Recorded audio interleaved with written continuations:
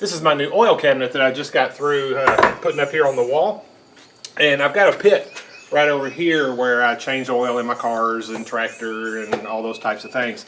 And so it'd be really handy to have an oil cabinet right here by it. I originally had meant to put, you know, like a big Texaco logo or something on the front of this, and so that may come later on, but I ran out of time and desire, so I didn't get that done.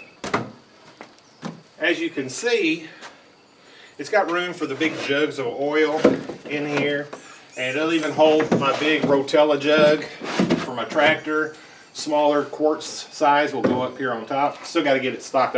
You know, that's one of the reasons I want to build this. I've got oil in the garage and in the shop and everywhere, so give me a way to get it all organized really well. All right, let's get into the shop and we'll get this thing built.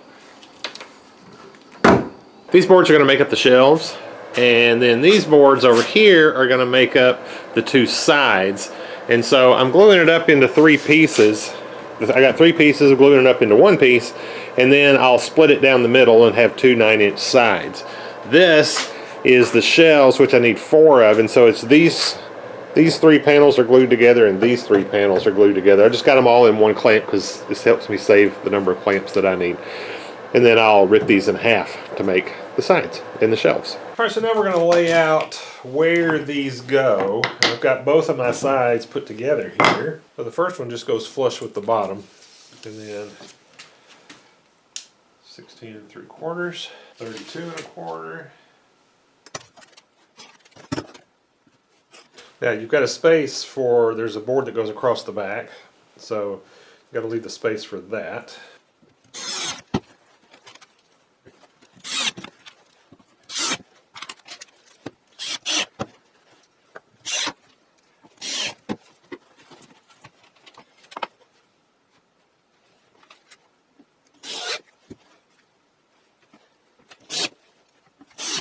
Now you want to flush this to this side. If you make one exactly like this, when you go to put it together, you need a right and a left. So this is how you make the right and the left.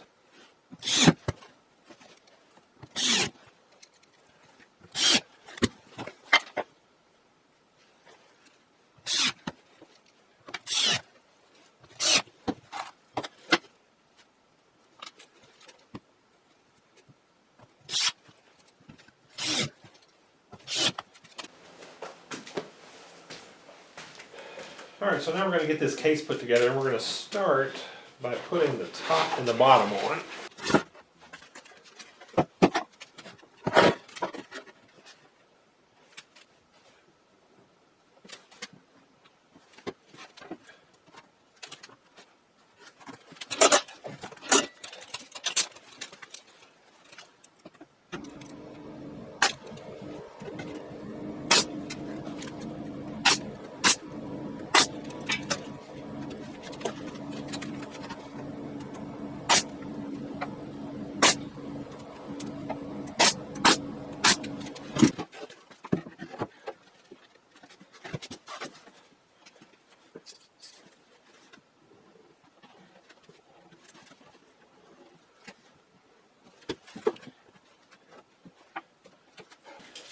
Now we're going to check the diagonal before we do that to see if we're square.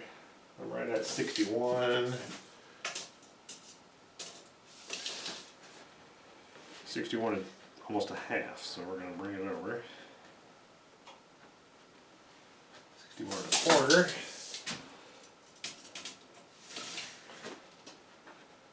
61 1/8.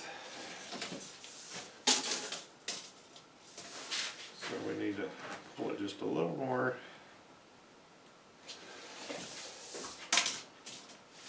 We'll get it just right.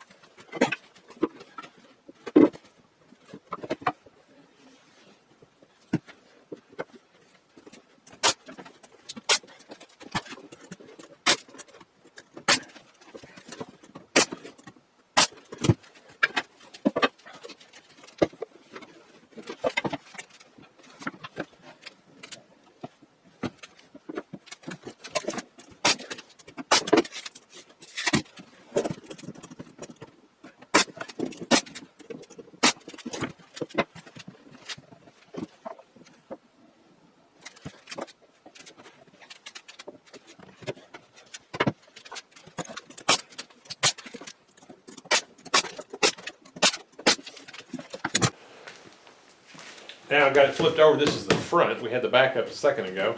Now I'm going to put these pieces on the side that'll hold the hinges for the doors.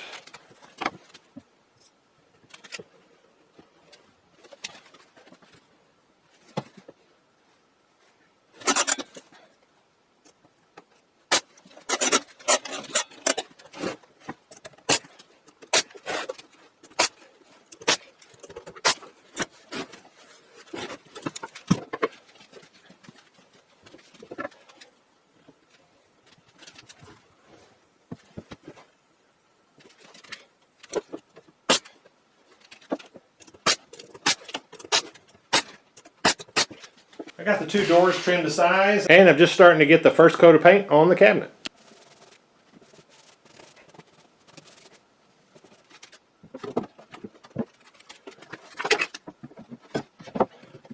I have finished getting it painted, and now I've just got to put the hinges on here. Just want to make sure I get them all even.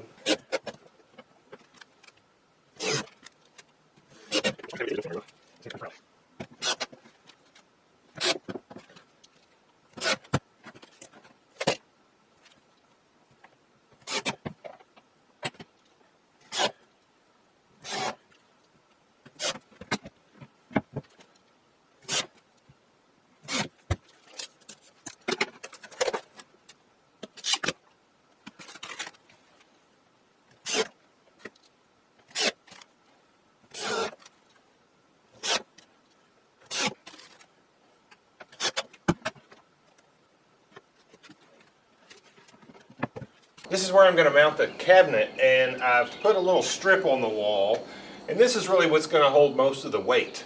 And then I'll put the cabinet up here, and then I'll put screws back into here, and it'll keep it from falling forward. But this is going to hold up really most of the weight, and it also gives me a place that I can bring it and just set it up here, and then be able to screw it in. Nobody has to hold it while I'm attaching it to the wall. All right, so that's got it on the wall. I've just put it on the wall with some Tapcon screws. I've got a strip down here on the bottom, which I showed you, that's to hold most of the weight. But as you can see, I've got some oil in here. It's going to hold pretty much everything that I need it to hold, and it's going to be really heavy once I get it full. All right, well, like I said, maybe eventually I'll get some logos put here on the front. If I do that, I'll show you that also. But in the meantime, I hope this was interesting to you, and thank you for watching.